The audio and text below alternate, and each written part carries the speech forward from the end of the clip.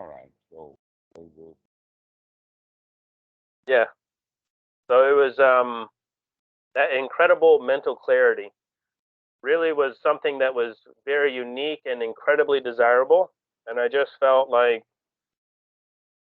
it's like I had a new brain, and it was like the same kind of old thing. It was all very not new, but then it was so incredibly different and new. It was like I was experiencing something. how about is though it's got its own language issues, how about looking at it in the sense of a shirt that you've been wearing and wearing and wearing, and then you take it off and it gets washed.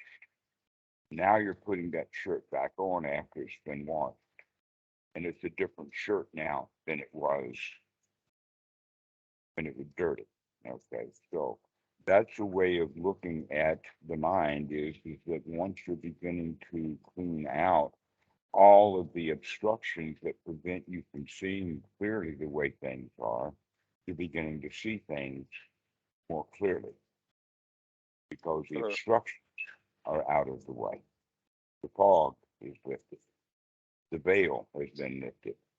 The veil of ignorance. This is, common language that's been used for many, many centuries. Is the process of waking up, the process Mhm. of seeing things directly rather than through the fog of what we've been told is supposed to be there. So if we've been told something is supposed to be there, we go looking for that, and often we miss what real is there.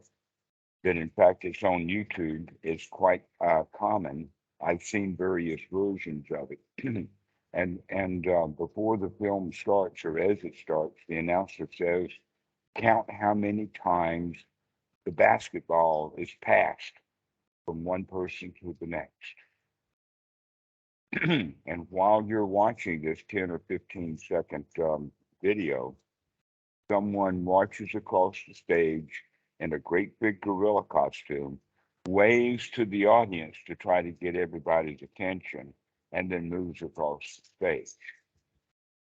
People don't see it the first time they watch the movie because they've been told to look for and count the number of times the ball is changing hands. And Mhm. because they're counting and looking at the ball, they're missing everything else that's happening on the screen. If you had just been given that video without the instructions to count the number of times the ball was passing hands, then it would be very clear that you could see that what was going on. Mhm. But in fact, that happens uh, let us say, in stage design.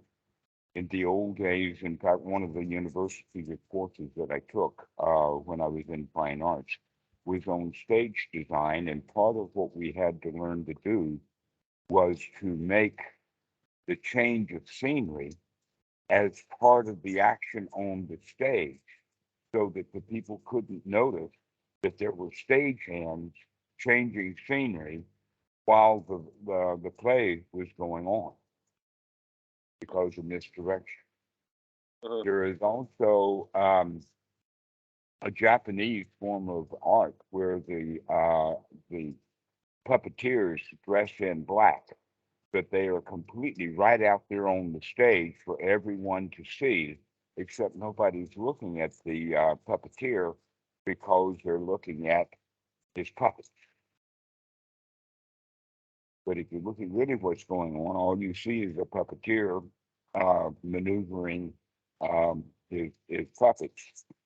But when we focus in on what was supposed to be because we were told to focus in on it, then we miss most of what's going on because we're only watching the puppets. We're not watching the puppeteer.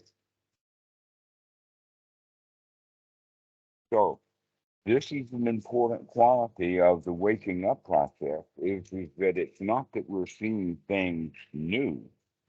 It's that we're seeing things without the old obstruction, Mhm. without the old instruction about what to look for.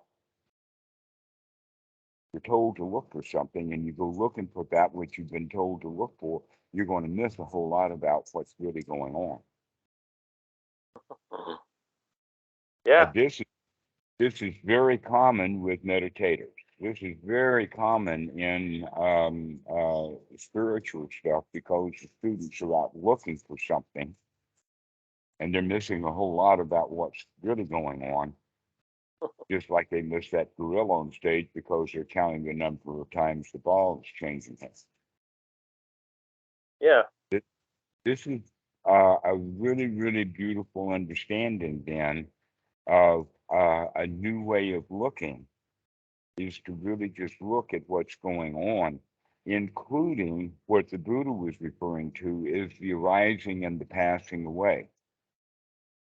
That this is actually what anicca is really about, that it's not things are new and things keep arising and arising and arising, but things can only arise because something else was passing away. There's always that ebb and flow, give and take. You can't have a high tide and a higher tide and a higher tide and a higher tide. You have to have a low tide. Without the low tide, the high tide doesn't mean anything. This is what we Yeah. mean by cycles. Everything happens in the cycles.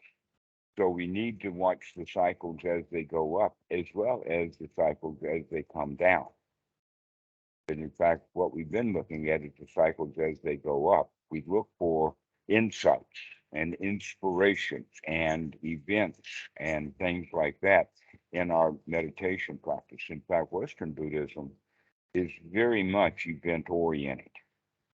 Very much event oriented in the sense of, aha, I got an insight. Right? And so we tend to capitalize on that without recognizing that actually there is an event, there is an experience about once every 10th of a second. One after another, after another, after another, and they arise and they pass away, and everything is new because everything is old, is dying.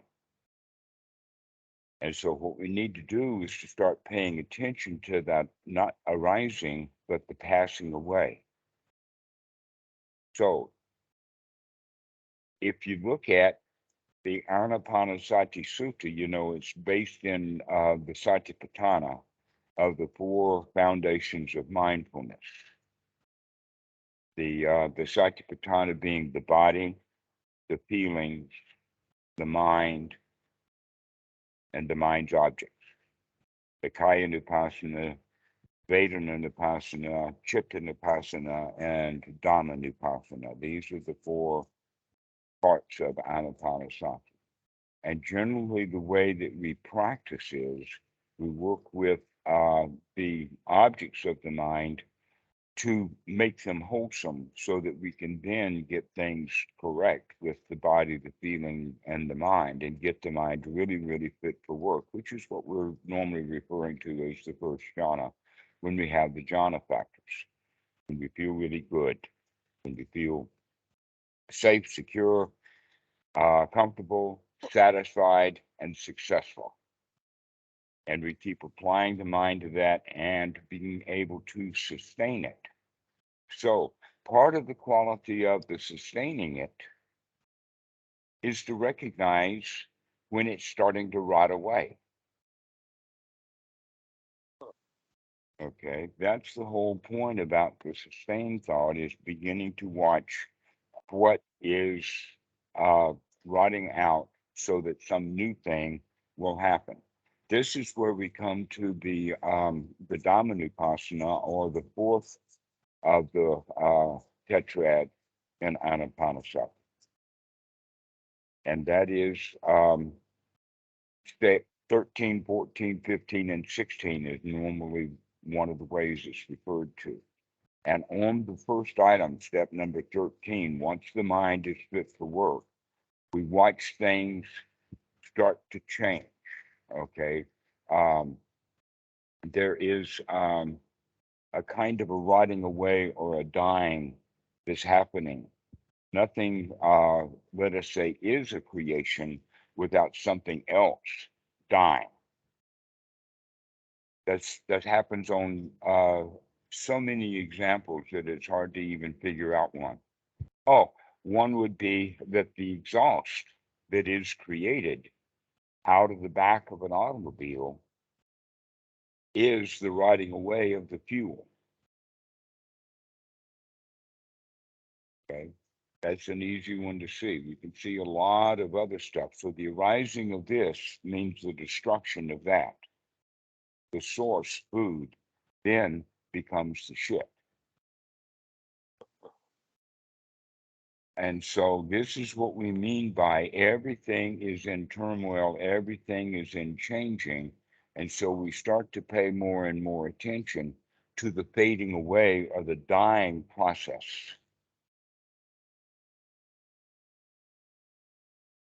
Mhm. That a musician begins to listen to the end of the note, not the beginning of the note. Yeah. The dying away process, and then the cessation. Step number 15 is when it's completely dead, it's gone, which means something new has already arisen. And so by the time something is completely dead, now it's just a concept in the mind because it's gone now. Okay. And because of that, it's time to relinquish it or let it go. And so this is when we begin to practice the letting go of everything that's happening, because everything that is happening because something is dead, something died in order to get to this. That where your foot was dies because you moved your foot to a new location. And so where you were rots away. And so we begin to pay attention to this arising and passing away of basically all phenomena. And as we begin to do this, we begin to recognize that things are arising and passing away pretty quick, pretty Yeah. fast. Faster, in fact, than the human mind can conceive of it. That things are happening a whole lot faster than we're able to keep up with it. This is, in fact, why people think of that their life is a blur or that they live in a fog, is because they can't see the arising and passing away, because they've got their idea that it should not arise and pass away. It should arise and stay. Mm. Okay. And so what we're learning to practice here, when we talk about sustained thought, that means that we're sustaining on being able to notice the arising and passing away.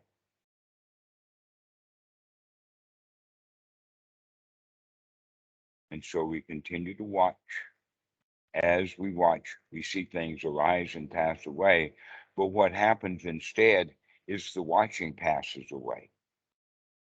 And when watching passes away, the student doesn't watch the watching passing away. He's lost that. He missed it.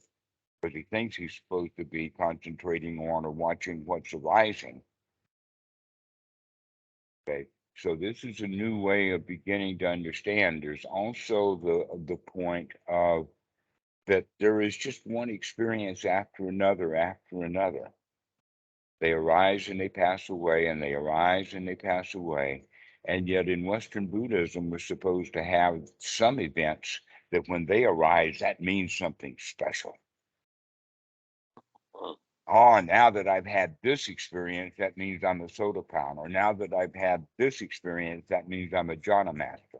Or just because I've had this experience, now I no longer have anger. This is the mentality that we have. That is actually based upon the way the society operates. An example of that would be a Christian baptism. Now that you've been baptized, dot, dot, dot, you know. Well, guess what? This baptism that you went through was just another event, just on another day. This is what you did today, and it really doesn't change anything. if we're not watching what's going on. If we begin to notice and watch what's going on, that's when the mind will begin to change. It's because now the changes is we're beginning to see things as they really are. And part of how we see things as they really are is that particular enlightening experience didn't mean anything. It meant something then, but then it passed away.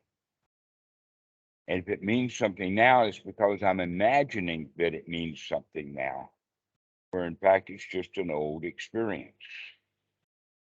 The question is, what are we going to do in this new moment? What's happening now? Not what happened in March or what happened in November, but rather what's happening right now. This is what we're looking at, is the arising and the passing away. And so a clear example of that would be what Ajahn Sumedho calls wise reflection, in the sense that we wisely look back over a particular issue, let us say about anger. When was the last time that you were angry? Do you remember the past 5 or 10 times that you were angry? Do you remember how long ago it was? Okay. And so this is a way of beginning to recognize anger drifting away, is because it's been a long, long time. In the past 10 years, it's only happened once or twice, that kind of thing. So this is the way that we can reflect upon that, yeah, real progress is because we've gotten distance from those events. So the events themselves don't mean very much, but because this is a new event, there's always the arising and the passing away. How are we going to handle this new moment? And the answer to that would be in the question of, in this moment, am I going to be looking and finding and seeing what I was told or what I told myself to look for? Or am I just going to look at what's really going on without having any preconceived ideas about it? And again, that example is that passing of the ball and counting the number of times that we do that in meditation a lot. And when we do that, we don't even notice the gorilla that went by them. Yeah. Or another way is that if we're looking for something, we don't notice the unwholesome thoughts. We don't notice, in fact, that the looking and striving and wanting to have that experience is actually an unwholesome thought. Mm-hmm. That a better way of looking at it is that, this is the thought that I'm having now. Is this thought of wanting something actually satisfying? The answer is no, because I'm wanting some situation. I'm wanting some spectacular insight or whatever. Mm-hmm. And so by wanting something or by giving yourself marching orders, you often miss what's really there. I could feel that. Yeah. It's hard. It's because essentially what happened with this last experience was I basically had my understanding and practices and my mind aligned in such a way that I was able to continuously focus on the present moment for a long time, like multiple days. And I never experienced anything like that before. And then the clinging and the knowledge happened because I had kind of got everything aligned in such a correct way that everything became spontaneous and instant. And it was like I didn't have to practice or try. I just began to be spontaneously present for a long period of time.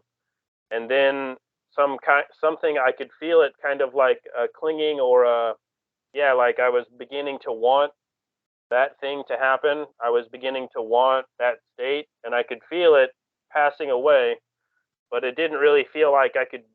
It was just like I could notice that I was kind of going back into the mind state that I'd always been in.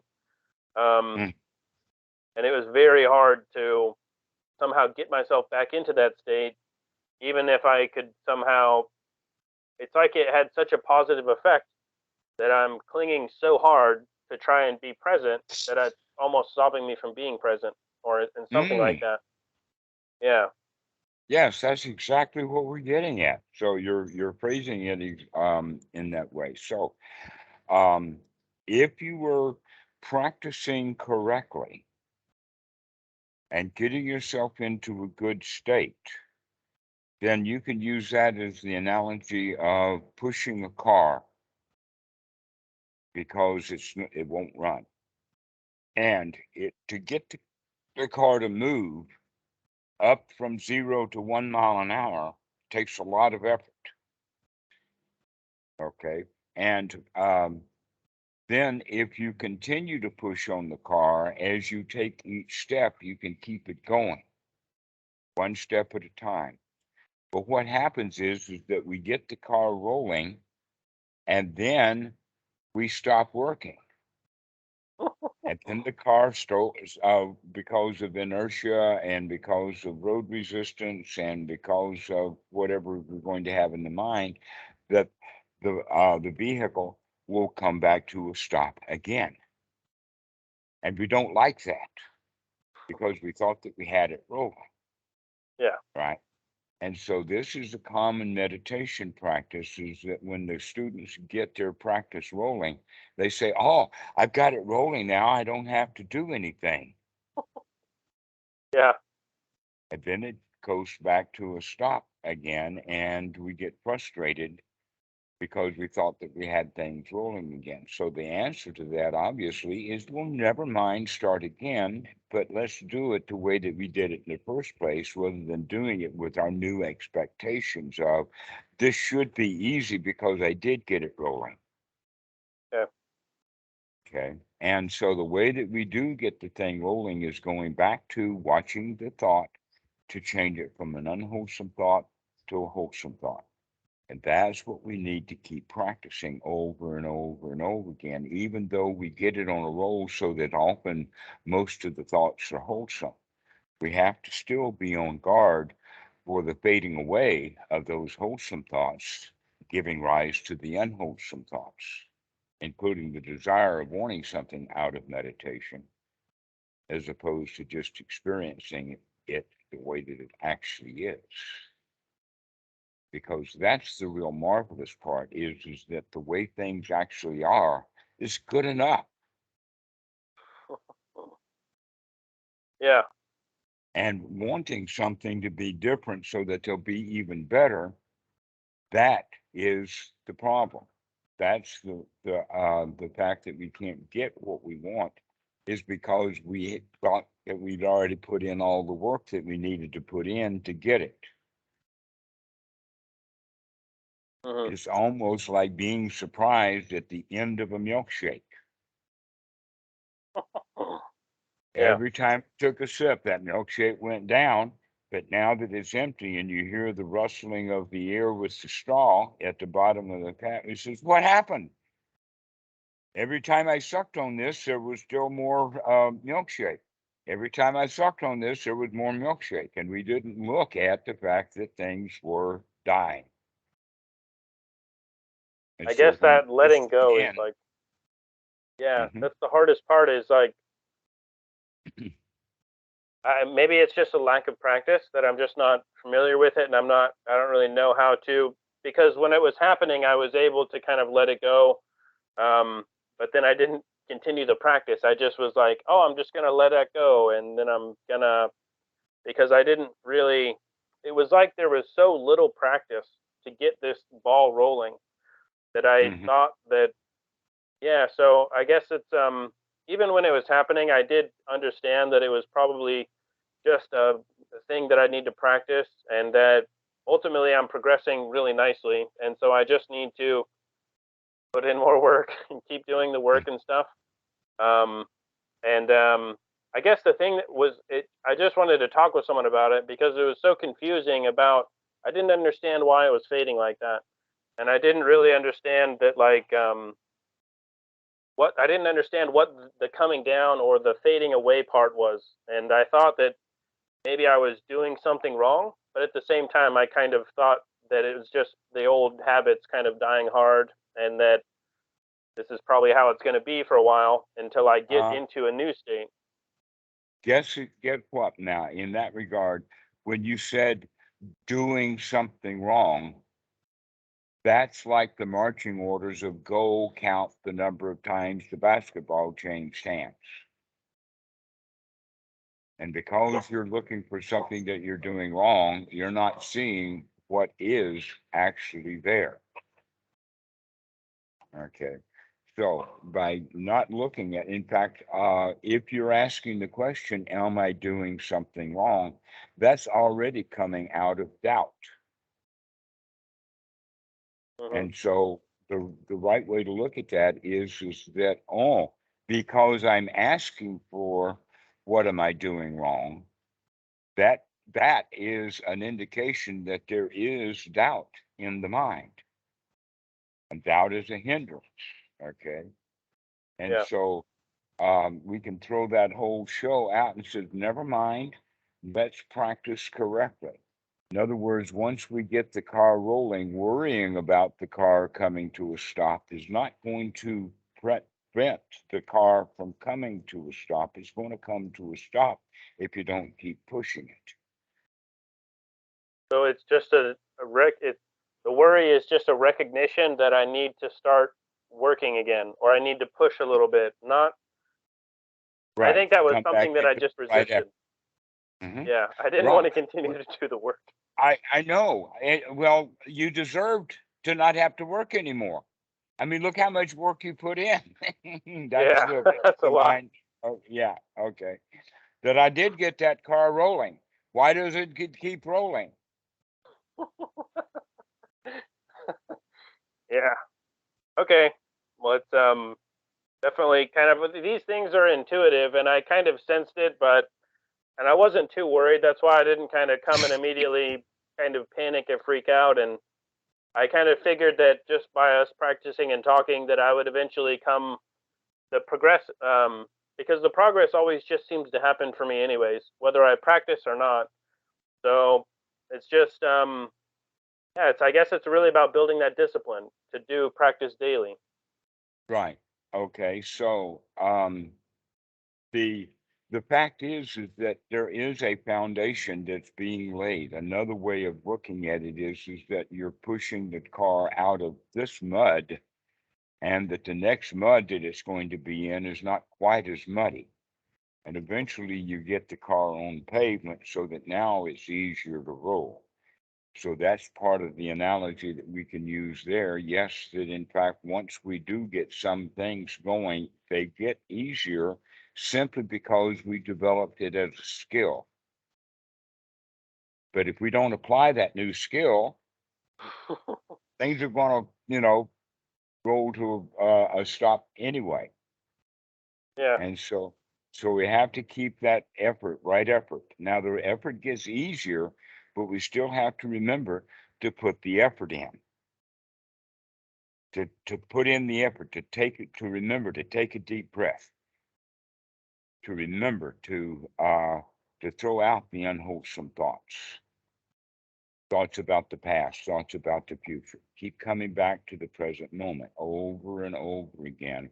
That's especially true in our private practice when we're just sitting, intentionally practicing.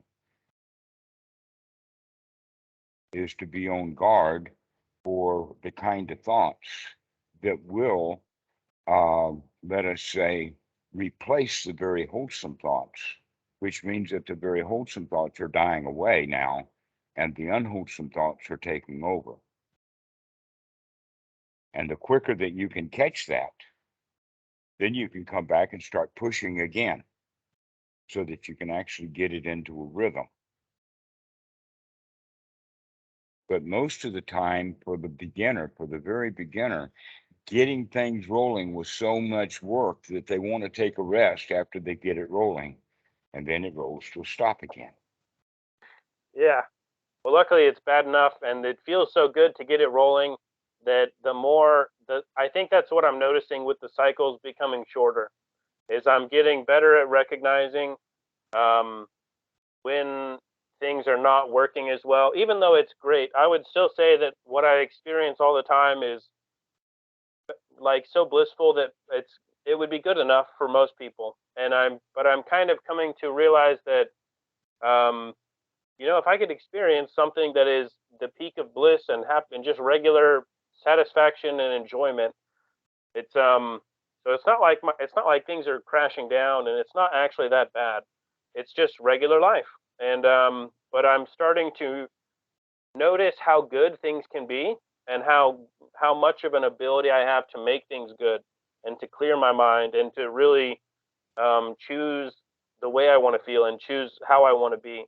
And the power to do that is really something I never really was able to tap into much. I started to tap into it a couple years ago, and it's been increasing to where I could actually feel like if I want to do something with my life, like if I've been thinking about writing books or doing something other than my regular job, because it's just a regular job, and I want to do something that uses more of my responsibilities, and I feel a calling to do something other than just kind of get by. Or it's like I have some kind of developing power and resources, clarity of thought, ability to teach, and ability to inspire and share the positivity. And so I want to kind of do that.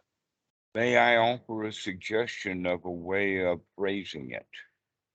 And Yeah. that is to spread joy. To spread joy. That's what we're looking for. That's our obligation. That's the only obligation that we have. But it's a fairly big obligation. Bhikkhu Buddhadasa talks about it in the sense of the duty to the Dhamma, that we all have duties. And if we don't perform our duties, we have to meet the consequences of not performing our duties. Now, we're not necessarily talking about drafts and governments and that kind of stuff. But in fact, you've got a duty to take the next breath. And if you don't take the next breath, there's going to be a kind of a hell to pay.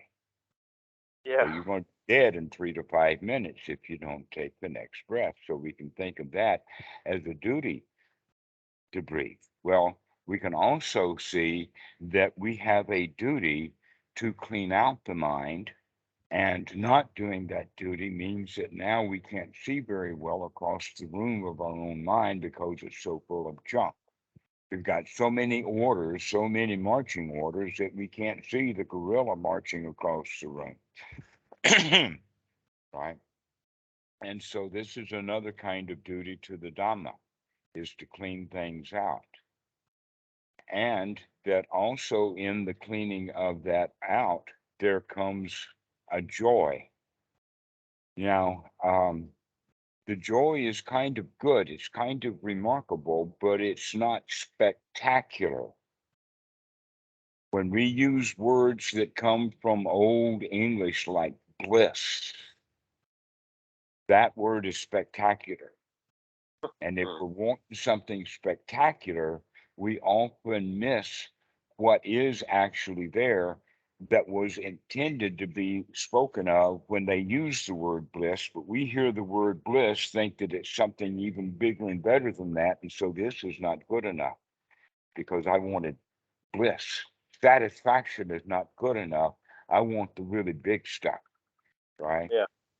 Well, if we're out looking for the really big stuff, like looking for the counting of the number of times that the ball has changed hands, that means that we're missing out on the reality of it. Things are really good. Things are really marvelous right now. Never mind that there's no bliss, whatever that is.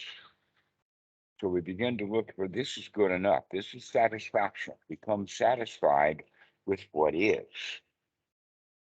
Yeah. And if you are satisfied with what is, I can't think of a better bliss than that. Yeah. And that's kind of the thing that because when I think about bliss or satisfaction, or I think of kind of satisfaction as like a very mild thing that I feel when I get done eating or something like that. It's kind of a sedated, brain foggy kind of satisfaction. And then what I experience when I do the practices right is that's what actually pure satisfaction really feels like.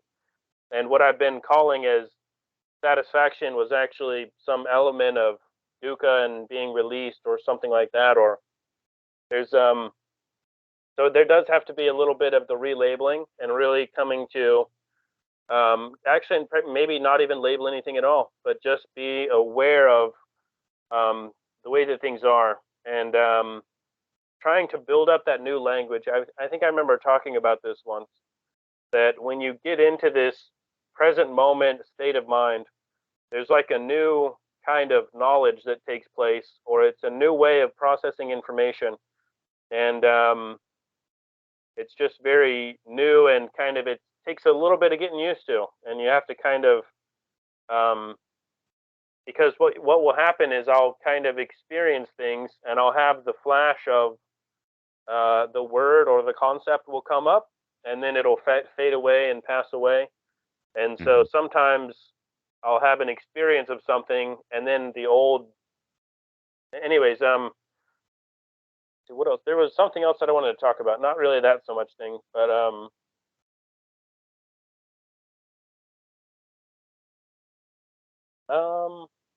don't know. I guess I don't actually have anything. It's not right on my mind. I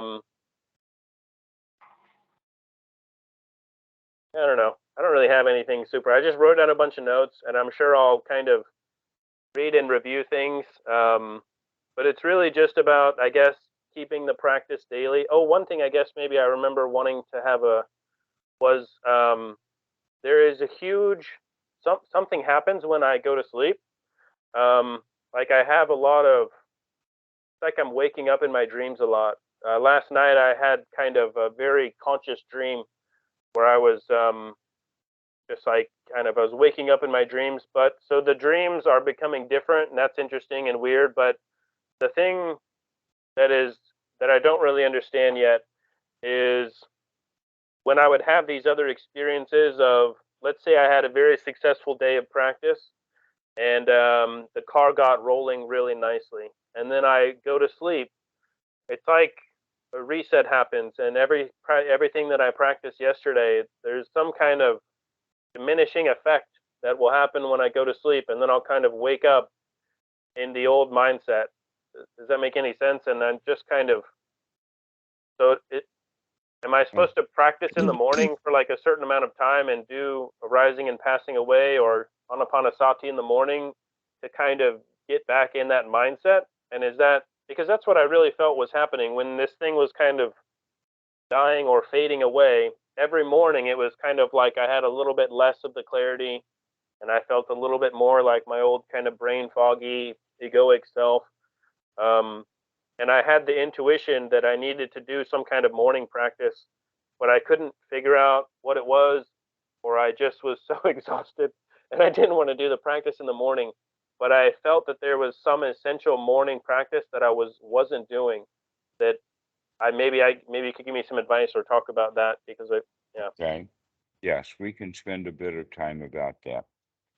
The first thing is that yes, you are correct.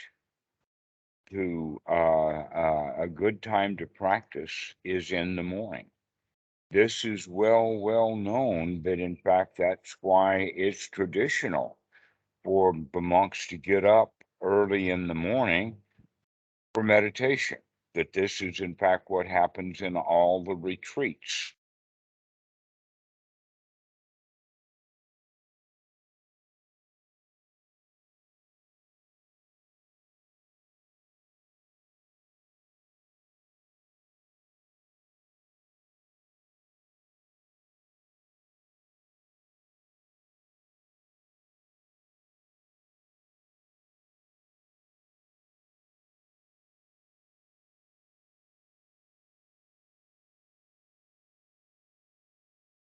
Oh, you've come back. Okay. There you go. All right. So we were talking about that a morning practice has enormous value, but often the students miss out on another practice that that will help quite a lot with that, and that is that what do you do before you go to sleep at night? You get into the bed And most people have thoughts like, oh, I've got to go to work tomorrow. I've got to do this, that, and the other thing. And they set their mind up for having a restless night because they're having restless thoughts as they go to sleep. So another way of looking at it is that we're going to actually have one of our practice session times of Ānāpānasati is 10 minutes or so after we go to sleep at night, or after we go to bed at night before we go to sleep. We're going to have thoughts like, oh, there's no place to go and there's nothing to do, and I'm going to be able to lay here for the next 8 hours, and I don't have to go to sleep if I don't want to. It doesn't matter. This is my time and everything is all right. And I can feel the body on the bed, and I can feel how comfortable and how relaxed and how easygoing it is. And oh, it just feels so good to just lay here with no place to go and nothing to do. And then as we go to sleep like that, we go to sleep with that kind of mindset. The Buddha talked about it in the sense of burning by day and smoldering by night. Well, if we could put the fires out just before we go to sleep, then we're not going to do a whole lot of smoldering. So there's also the issue of the lucid dream, that if you are waking up in the night with a dream, the question is, can you control it anyway? Can you throw that dream out, or can you modify it so that you're the champion? Almost all dreams have to do with us being a victim. We're being chased by something. We've got a problem to solve. That's what dreaming is almost always about. And so the answer to that is, let's take control over that dream. Let's solve the problem. One of the things that you can tell yourself as you're waking up into the dream is, oh, this is a dream. It's not real. I don't need this. Let's just enjoy the night instead. Also, it has a lot to do with body posture. That even the scientists now, and I think that COVID had something to do with it, they're beginning to do the research to find out that the Buddha was correct 2,500 years ago, and nobody paid much attention to what he was saying. In the sense that that in Asia, though, everybody knows because people here sleep on hard floors, hard mattresses, but in the West and in northern climates, we have big, comfortable beds that are high off the floor. Because of the cold weather. And so if you sleep on a hard surface, if you sleep on your back, then your tailbone will hurt. Also, the anatomy is such that much of the lungs is actually behind the spinal cord, so that when we're laying on our back, we're actually depressing the backside of our lungs and we can't breathe very well. If we turn over on our belly, it's the same thing. But if we lay on our side when we're laying down to go to sleep, and remembering that throughout the night I'm going to remain on the side, and when I wake up in the morning, the first thing I'm going to do is to put myself back into the side posture, so that you begin slowly to train the body itself as well as train the mind to sleep on the side, then that will begin to happen and you'll have much better sleeping because you're sleeping on the side. That way the body can breathe well. You get good oxygen exchange by staying lying on your side, as well as is actually more comfortable. So we actually use furniture to gain our comfort, to in fact it's our posture that is where the comfort comes from. That even an easy chair can become uncomfortable. Yeah, definitely aware of that one. When it comes to the dreaming, luckily I'm pretty good with I've always liked to read before I go to sleep, and I like to read spiritual books.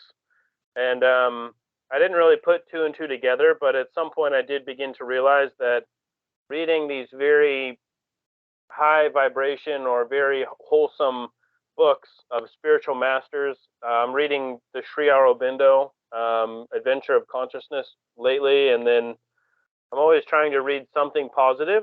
I didn't really do too much practice, but the reading of the books gets my mind into a very wholesome, positive state, and that helps with the quality of the dreams, but it doesn't always lead to me waking up in the dream. So like the dream isn't scary, and I have like a little bit of control over the dream, but I don't really have a lot of.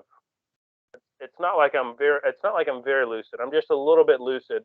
Is there any practices, or is that even worth going into? Because I feel like there might be something really positive. Like last night, I meditated in the dream, and I did that by choice, but I was still like very asleep, kind of. I was just a little bit conscious in the dream. I wasn't completely conscious or anything. Is that something that will just come with practice, or is there any techniques I could do or anything? Well, one of the things that I would recommend to all students in all occasions is that the book that needs to be read is the one between the ears, not the one that has ink and paper. Okay. Okay. And so rather than spending time reading books when you're as you're going to sleep at night, the better thing to do is to have good thoughts. Thoughts of, as we were saying before, no place to go and nothing to do, and I'm just going to lay here and just enjoy the heck out of no place to go and nothing to do. Time to really relax. To just lay here and just let everything be okay. Alrighty. Everything's okay. Everything is fine. And so having good, wholesome thoughts at that level, these are even more wholesome thoughts than high-flown books, which keep the mind spinning. You see, what we're doing with this kind of thought is beginning to slow things down. No place to Yeah. go, nothing to do, getting us very, very relaxed so that we can go into sleep and get much value out of it. Alrighty. The last thing I wanted to touch on real quick is kind of the morning routine. So 10 or 20 minutes, Ānāpānasati. I could probably read, and then I'll do.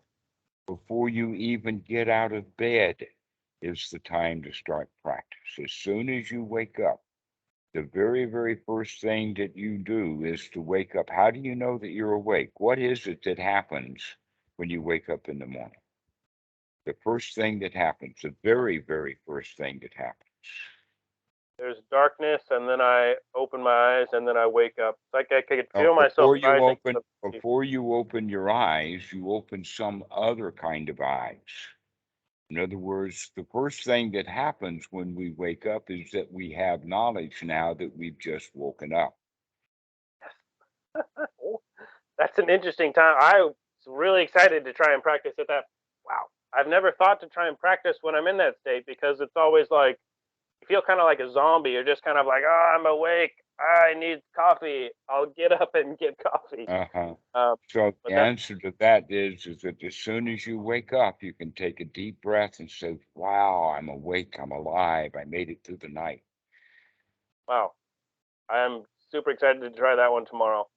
So I'll do that waking up, and then maybe lay in bed for a couple minutes, and then get up and do like about 10 minutes.